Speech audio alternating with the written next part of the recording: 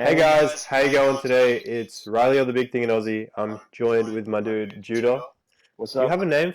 Do you have a name for yourself? Like, Well, I have what's your alias here? I technically have my old YouTube account, but we don't talk about that. No, No. that's a thing of the past. All It's dead and buried, much like Carmelo Anthony's career. Anyway, right. Anyway, we're talking about the next NBA season, the 2020 season, and just a few moves, just like a general discussion of things. And how are we going to start that off today, man? What do you think? just get a bit of a preview of the 2020 season. See where everyone's at, and just see who's dropped off, who's picked up a bit of momentum, and who's one of the sneaky dark horses who could actually just steal like a mid-playoff spot. Okay. What's a team in particular that you want to start off by talking about? Well, I hate to sound biased, but as a Clippers fan, I think we've made some acquisitions that are quite hefty, just to be very Yeah, fair. you could definitely say that. Ah, So just to establish, Judah is a Clippers fan. I'm an OKC fan. So eight our off years. seasons went very differently, All right, can we very establish something? polarizing. Can we establish something, Mr. Big Thinking Aussie? Yeah. I've been a What's Clippers up? fan for 8 years, so I don't want anyone in the comments saying, "Oh, he's only a Clippers fan now." No, I was there before Lob City. I was there during DeAndre Damn. Jordan season where he was carrying the team after Blake Griffin fucking injured himself in a preseason game. But have you seen them play live? Yeah, constantly. Wait, not at a game. I always Oh. just watch the game because I haven't Of course, gone. I mean at a game, bro. Oh fuck! I should I have. have. Oh. I have. I've seen OKC and Clippers. Oh So- man, how was it? Yeah, it was excellent, dude. It was back in the CP3 era. Oh, But anyway, back to this off season. yes, back. So obviously the Clippers shocked the world in the sense that they acquired Kawhi Leonard and Paul George in one free agency foul swoop. Obviously the Thunder is directly tied into sort of the fate of the Clippers for the future, just because of the I guess the amount of the picks. surprise. Yeah. Or the surprise in that Paul George had enough. I mean, I don't blame him. Our dynasty basically got ended by one shot from Damian Lillard. But, A very bad shot, to quote Paul George. hey, you know what? He makes those. So Yeah. is it a bad shot? Nah. It's debatable. But anywho, the Clippers are looking pretty strong. Would you say that they're the number one contender in the West? I want to say that, but it's always I hate to be this cunt, but it's always the Warriors. Like, no matter how good the Clippers are going to Warriors? be, yeah, because they have their system all set in place. They have a lot of regulars. Like, even no matter how much they add new people in, they always blend in well with the system. Steve Kerr knows what to do with a lot of new players. Like D'Angelo Russell is going to fit into that system perfectly.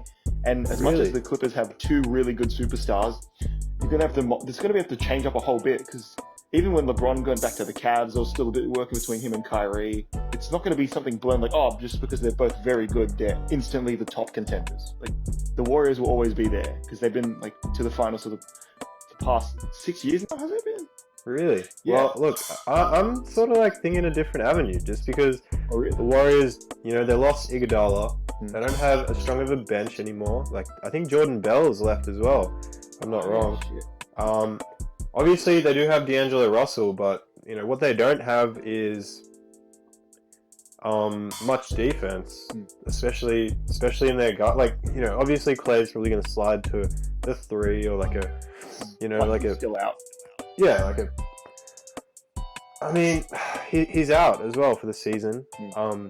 But it's hard not to doubt Curry in the sense that a 2-time MVP has literally got free reign on the Warriors again. Oh yeah, definitely. And he's gonna be going nuts. Oh, he's gonna be That's going for sure. MVP mode. He's gonna have to turn it up. He's gonna. Yeah.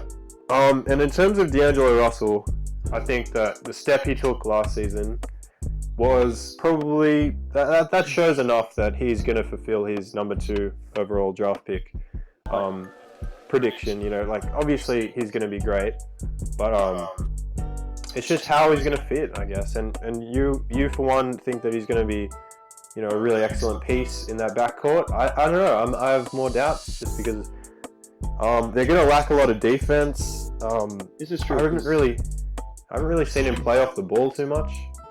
But I mean, hey, I could be wrong. Oh no, that's That's true. You always got to consider it. I just think generally because of the coaching staff, Kyrie himself, and just the culture of the Warriors, like they're not the kind of people who like take limitations on their team, and they're not very selfish. Like it's not like this isn't like the culture where it's like, oh, I come here, this is now my new team. The thing we did before, we're getting rid of. I have a nice comparison actually. Oh, go ahead. Because like obviously D'Angelo Russell started his career with the Lakers and next to Kobe, a very old Kobe, like 36-year-old Kobe. Yeah. And obviously he didn't thrive because he didn't have the opportunity to have the ball in his hand as much, and obviously it was like Kobe's farewell tour and stuff, and it was basically give the ball to Bryant and like let him try to like outscore like the people who love him. Yeah, and then that whole Nick Young thing happened and off-court controversy. I mean, shit happens, I guess. But getting back to the point. I'm not that high on the Warriors. I don't know. It's just me. I think that this year they might be 4th or 5th seed, which is still very good considering you lost KD. Yeah. You lost Iggy, and Klay Thompson's going to be out. So I still think they're going to contend, but you don't think they're the top contenders? At the very top of the West, come on, man! Like it's going to be the Lakers or the Clippers. I don't see anyone else. Because I still think they're just really rough. Yeah, it's rough around the edges, no doubt. Because don't get me wrong, they have a lot of star potential there with just the amount of people that LeBron signed, and just because it's I hate to say this, but it's LeBron, so LeBron always brings you up a bit. And well, I mean, I just think that we need to see Anthony Davis and LeBron play. Yeah. We obviously know that Rondo's come back to the Lakers, and he's gonna have some chemistry with AD as well as Boogie Cousins, and he has actually good chemistry with AD as well. Because even though they were together a short time, they actually melded very well. Because they were like when they were together, they were a top team. Like their stats went up like quite significantly. Yeah, that's for sure, bro. But the Clippers, I honestly have them as next year's 2020 season champions. Just because of the defense. Because of the defense, man. Like Pat Beverly. You got Pat Bev. And not just the defense, I should correct that. Yeah. The defense and the spacing, because you got Landry Shamet, you got who else? You got Jermichael Green off the bench, Montrezl Harrell off the bench, Lou Williams off the bench, Ivica Zubac to play center, like. And he has a decent mid-range, and even if he doesn't have that good spacing, just his size alone creates enough like room for a team. Like the one thing the Clippers did, which I can really respect that the Lakers more so didn't do quite as well, is retain all their young pieces and develop them. The only thing I'm sad about is them getting rid of Shai Gilgeous-Alexander. Like, I really love that dude. If that's the price you have to pay for Paul George, I'm sorry, but... Oh, no, it's worth it, but, like... Yeah, it would... Yeah, if you could get rid of anyone else, you would. Yeah, because he had so much potential. Like, now he's yours, so, congratulations on... Well, he might be... What's he going to do next to CP3? I don't know. Depends. But, yeah, man, the Clippers just have that balance, I think. Two-way players, shooting, spacing. They got Doc Rivers as the coach. They got the reigning finals MVP. So, the thing is, Clippers, they might take a while to gel together, but come playoffs, like, you got PG and Kawhi Leonard. Yeah. With a team of 3-and-D players and bench units. Yeah, that's a pretty good point. I don't know if I'm allowed to say that I feel like it's like You don't want to toot your own horn, but yeah, essentially, like it's like a conflict of interest right there. Me saying, oh, this is the best team. Like, so not that any of my bias comes into this, but it does a bit. Hey, let's move on to another team in the West, which could go either way, really, and that's the Rockets. Yes. Obviously, they had a massive trade, trading Chris Paul for Russell Westbrook and giving the Thunder a whole lot of picks and whatnot. How's that going to impact the West, I guess, Judah? What do you think, man? Well, I think this time it's going to, Harden's going to have a lot more energy when he comes back to the playoffs, because no matter how much they tried to, every time, even with Chris Paul those past 2 seasons, he was always exhausted. You could tell his numbers went down, like his three-pointer, his efficiency as well. His free throws stay consistent because, James Harden always finds a way. Even if they're slightly down because they're going to be a lot harsher in the playoffs, no, that's not a foul, even though it could be a softer foul during the regular season. But I think Westbrook's energy can really like just reserve a lot of his like stamina for like in the long term. However, there's going to be a huge issue with the two gelling with their very ball dominant guards. Yes, I can agree. And the point that I'll make, which yes, that's a very valid point, and you know, sort of like what a lot of people are thinking. These guys are going to have to share the ball in the backcourt together. They both shoot like 20 plus shots a game. The thing that I'm interested to see is that Westbrook playing under a new coach, that being a very authoritarian coach, I guess you could say. Oh yeah, he is. Mike D'Antoni, who's obviously one of the oldest coaches in the league. Coached that really good Suns team for a few years. Yeah, is there a way that he can get Westbrook to play more efficiently and, you know what, not play more efficiently, but be a system player rather than an individual, you know, offensive player like he sort of has been playing in the last few seasons since KD left. I think he's got to find some sort of identity with the Rockets if he's going to fit it. Yeah, that's something that not many people consider, because when you think about it, like, I just realized now you think about it, the past time where Westbrook's been on the Thunder's coach, they haven't really been coaches. They've more been like, oh yeah, give the ball to KD, give the ball to Russ, let them do their thing. And then when they're off the bench, I have a small thing for the bench players to do. But yeah, well, I mean, Billy Donovan, I never really saw much potential in him just because of the way he shouldn't be more than a college coach. Like that's the way he plays. Yeah, and the thing is, the Thunder have been excellent in developing their players. You look at some of the second round picks which have turned out. I can't even think of any off the top of my head, but you have to like. Well, just taking Jeremy Grant, someone like that from like the Sixers out of nowhere was like a decent move. Yeah. Like who just thinks, oh yeah, let's get that bench power forward / small ball center and turn him into one of our like secretly best players on the team, who's a decent 3-point shooter and a great defender. Yeah, there's no doubt that the Thunder's development has been excellent, especially since the move from Seattle to OKC. So since their existence, basically. Yeah. But yeah, going back to Westbrook, I just think if he can fit in and form some chemistry, I think him and Clint Capella are going to be a really nice duo. Just essentially another Steven Adams to play off of. Yeah, he knows how to roll to the rim. He can set nice screens, and he doesn't need the ball in his hands to be effective. You know, like unlike some other centers, like maybe a Karl Anthony Towns or Joel Embiid. But yeah, man, like that's enough about the Rockets. Like they're a wild card, obviously. Should we discuss the East? Yeah, I think we can go to the East. Yeah, because with the West, there's just really 4 stacked teams. Although the Jazz, they're actually like a really good. Yeah, you can't sleep on the Jazz, obviously. With Mike Conley. Yeah, and they made not just the picks they made are nice. They're very stable. Like they haven't made something they haven't financially locked themselves into something where they're going to be generally like screwed over for the future. Like these are nice, safe moves where they haven't overpaid anyone. No one's getting underpaid where it's like a gross like misuse treatment of the player. But then, obviously Mike Conley he's got a hefty contract, but I think after this year he either has a player option or he's a free agent. So yeah, exactly. So if it didn't work out, there's always the option that we can either like trade him to another team, he'll go somewhere else, or or we just wait out the contract. Yeah, so exactly. Like, yeah, you're right. They've made smart moves and acquisitions. Like I think Joe Ingles is primed for a nice year, nice 3-and-D sort of averages, and the man's just very efficient. Look, to be honest, the Jazz are a good team. They could surpass expectations, but I just don't see them having as much firepower in terms of their, Donovan Mitchell is going to take a little while to develop. They don't have another level. That's all. Like they're right now is like they're just a very, very good team, but they're no more than like that. Just a very solid, nice team that does the right thing. That's the safe way to describe them. Yeah. But going over to the East, there are some stacked teams. I want to bring up a team which I think people might be sleeping on this year. I'd like to hear that's the Celtics. Yes.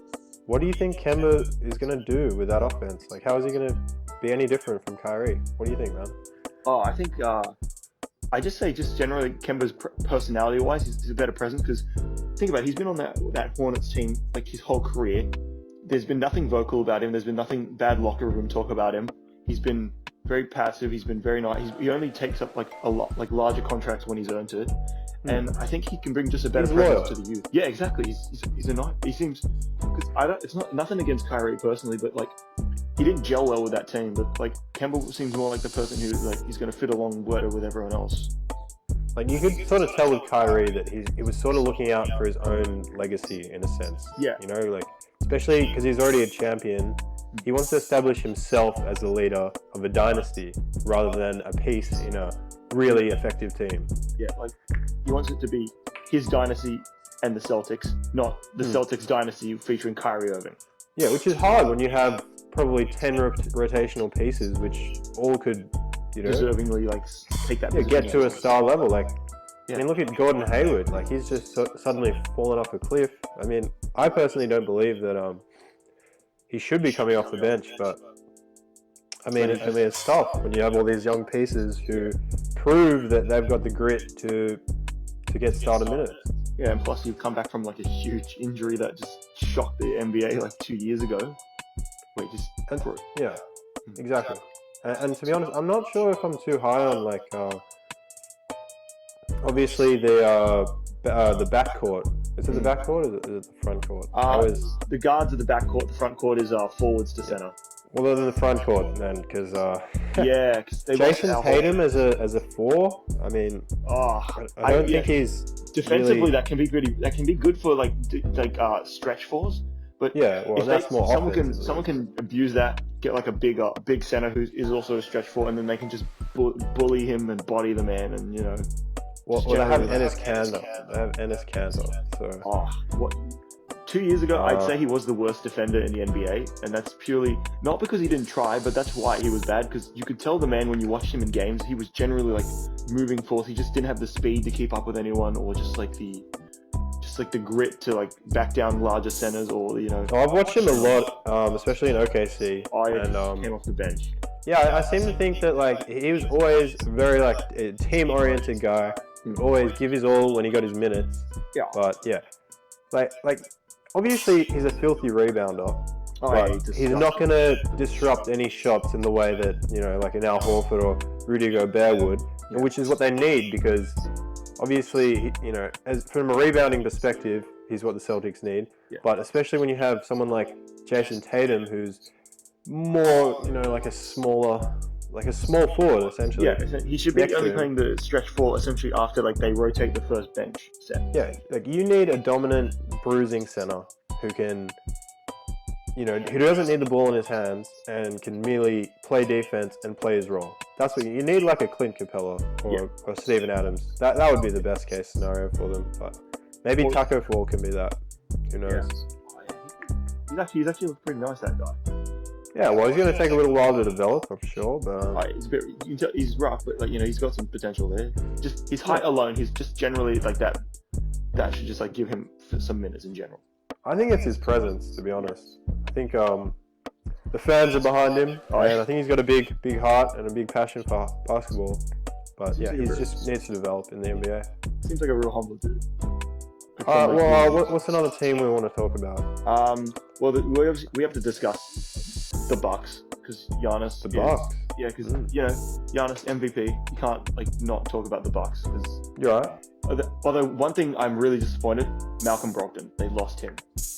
They lost Malcolm Brogdon and Mirotic. Yeah, I was. Which Yeah, the thing is, with Mirotic, you can cope with that because the man's 30 years old.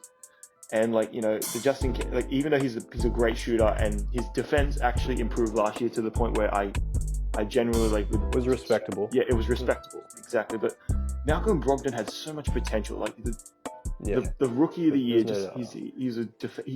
he's the perfect role player. Like he's basically like if you got a 2K player and you're like, oh, I want this nice role player who'll defend, shoot the 3-pointer, has a decent. I don't think you can associate Malcolm Brogdon with defense, dude.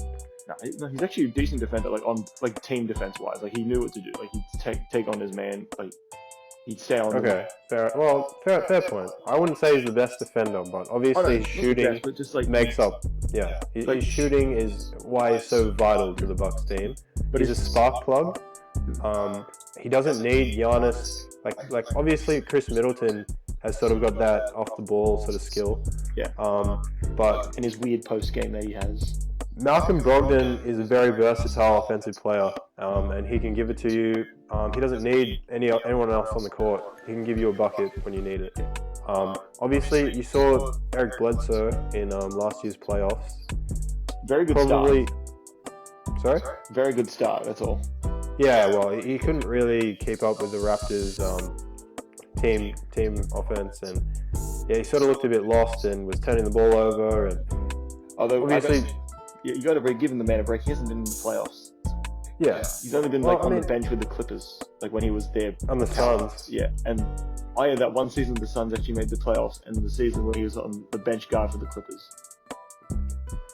Yeah, man. Like I think he's definitely got potential, but I think Coach Bud, he's the right man to tell Eric Bledsoe what he needs to do. Oh yeah. But yeah, let's just keep going through a few more teams because we don't have a whole lot of time left. Yeah. Obviously there's the Nets. One thing I'll say about the Nets is, unlike the Clippers, unlike the Lakers, they didn't give up any assets to get these star players. They merely just signed them in free agency. The one thing they did give up was D'Angelo Russell, but if you're going to get KD and Kyrie and DeAndre Jordan, it just has to happen, you know? Your fan favorite, he's got to go the Warriors. I mean, like, at least he's in a situation where he can still win. Yeah. Am I the only one who's conflicted though? Because I really like Jared Allen as their center. Like. Yeah, well, I mean, that's a bit of a tough one, isn't it? Yeah, it's like, that's the only. I get it. DeAndre Jordan's good to have. Marketing wise, you know, you can sell a few jerseys, and if he's still athletic enough and a defender that he is, like, you know, that's fine, keep him. But I really like what they had going with him. Like, it's just. I think that's just a personal thing of mine. Like, even though I should be cheering that DeAndre Jordan has success, as you know. Well, I think you'd rather Jared Allen just because, one, he's one of the best rim protectors in the league. Maybe he's not as good of a roller, or I don't. This is just hypothetical. As DeAndre Jordan, obviously DeAndre Jordan is a presence. Yeah. I've watched him play live, and he is huge. He's very dominant, and big dude. It's not always what you see in the stat sheet, but also, you know, his you need the eye test now and then. Yeah. Like even as much as stats can cover a lot of people's efficiency and track numbers, there's something about like a player's presence that you can't, like, you know, like put down into numbers.